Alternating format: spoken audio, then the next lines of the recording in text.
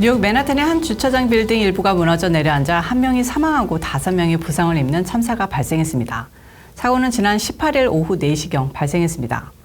맨하탄 남부 파이낸셜 디스트릭트 9.11 테러로 붕괴했던 월드 트레이드 센터 인근 앤스트릿에 위치한 주차장 빌딩은 2층 일부가 갑자기 무너져 내리면서 2층에 주차돼 있던 자동차들이 1층에 있던 다른 차들 위로 덮쳤습니다. 소셜미디어에는 당시의 긴박한 상황이 고스란히 녹화된 영상들이 올라와 관심을 모았는데요. 마치 9.11 당시의 악몽을 떠올리게 한다고 누리꾼들은 말하고 있습니다.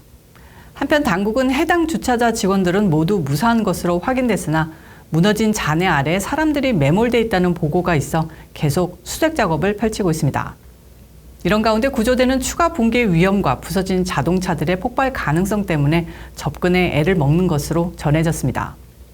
이에 당국은 로봇개와 무인기 등을 투입해 수색 작업을 병행하고 있습니다. 2020년 미국 대선 개표기 조작 가능성을 집중 보도했던 팍스뉴스가 개표기 업체에 1조 원이 넘는 거액의 배상금을 물어주게 됐습니다. 그 금액은 무려 7억 8,750만 달러, 하나로 약 1조 391억 원인데요. 투 개표기 업체 도미니언 보팅 시스템은 2021년 팍스뉴스의 명예훼손 소송을 제기했습니다. 도미니언 측은 팍스 진행자들이 도미니언 투표 기계와 관련해 사기 이론을 반복적으로 방송했다고 비난했습니다. 도미니언은 특히 터커 칼슨, 로라 잉그레햄, 루퍼트 머독 등의 내부 문자 메시지와 이메일을 통해 명예훼손에 대해 증명했다고 주장했습니다. 또한 도미니언 회사와 직원 및 고객에게 막대한 피해를 입힌 거짓말을 인정해 이번 합의를 받았다고 말했습니다.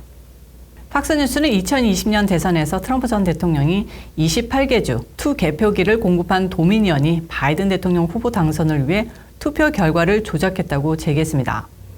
배상금에 합의한 팍스뉴스 측은 법원의 판결을 인정한다면서 도미니언과의 분쟁을 분열적 재판 대신 우호적으로 해결하기로 했다고 밝혔습니다. 이번 합의금은 미디어에 의한 역대 명예훼손 사건 중 사상 최대 수준이라고 언론들은 보도했습니다. 전문가들은 재판이 실제로 진행됐다면 팍스뉴스 경영진이 허위방송 책임에 대한 것을 입증하긴 어려웠을 것이라고 언급했습니다. 한편 지난 2020년 도미니언 전자개표기의 오류율은 약 70%에 달했고 연방선거관리위원회에서도 우편 투표와 도미니언 투표기 조작이라며 사기 선거라고 천명하기도 했습니다. 트럼프 전 대통령이 여전히 물적, 인적 증거가 넘치고 부정선거의 증거들을 확보하고 있다고 주장하고 있습니다. 계정 공유를 마케팅 전략을 내세워 회원수를 늘렸던 세계 최대 온라인 동영상 서비스 넷플릭스.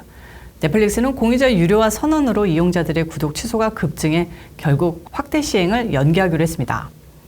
넷플릭스는 현재 1억 명가량의 지인들과 비밀번호 공유를 통해 서비스를 나눠 쓰는 것으로 추산하고 있는데요. 한 가구 밖에서 계정을 공유해 콘텐츠를 보는 행위에 대해 오는 2분기부터 별도 비용을 받기로 했었습니다. 동거가족 안에서만 공유가 허용되고 2개 IP 초과될 땐 1인당 2 내지 3달러를 부과할 것으로 예상했는데요. 이 같은 결정에 구독자들 중 계정 공유에 대한 장점이 없어지면 정기 구독 대신 시간 될 때 가입해 한두 달 몰아보고 해지하겠다고 밝히는 등 구독자들의 반발이 거셌습니다. 넷플릭스의 1, 4분기 실적 발표에서 이 같은 반발이 실제하고 있음이 확인됐고 주가 또한 요동쳤습니다.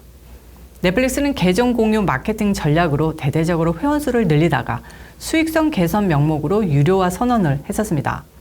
지난해 3월부터는 일부 남미 국가에서 시범적으로 계정 공유 행위를 단속하고 새로운 요금제를 테스트하기도 했습니다. 계정 공유 수수료 정책도 내놓으면서 가입자들의 구독 취소는 이어졌는데요. 넷플릭스는 구독 취소와 실적에 부정적인 영향을 미친다는 이유로 1, 4분기에 미국 등으로 계정 공유 금지를 확대하려는 방침을 수정해 이를 2, 4분기로 연기한다고 밝혔습니다. 넷플릭스 주가는 18일 거래 초반 10%가 넘는 폭락세를 기록하다 332달러로 마감했습니다. 19일인 오늘은 어제보다 소폭 하락한 323.12달러로 마감했습니다. 세계인들이 가장 많이 먹는 곡식, 바로 쌀인데요. 20년 만에 가장 심각한 쌀 부족 현상이 우려되고 있습니다. 국제적 시장 조사 기관인 피치솔루션은 보고서에서 2023년 예상되는 쌀 부족량이 870만 톤에 이를 것으로 전망했습니다. 공급 부족량이 1,860만 톤에 달했던 지난 2003년에서 2004년 이후 가장 심각한 수준이라고 설명했습니다. 공급 부족의 이유는 생산량이 줄어서입니다.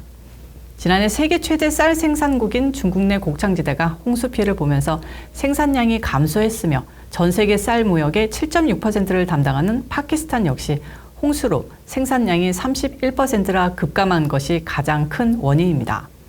이와 함께 우크라이나 전쟁으로 밀, 옥수수 등 주요 곡물 가격이 상승하며 쌀 수요가 늘어 공급량 부족 상황까지 나타난 것인데요.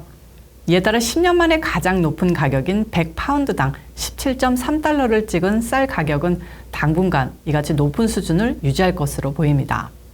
그러나 피치솔루션 측은 내년부터 쌀 생산량이 전년 대비 2.5% 정도 늘어나고 2024-2025년에는 수요보다 많은 쌀 공급이 이뤄질 것으로 예상하고 있습니다. 4월 19일 K나우 소식은 여기까지입니다. 시청해 주셔서 감사합니다.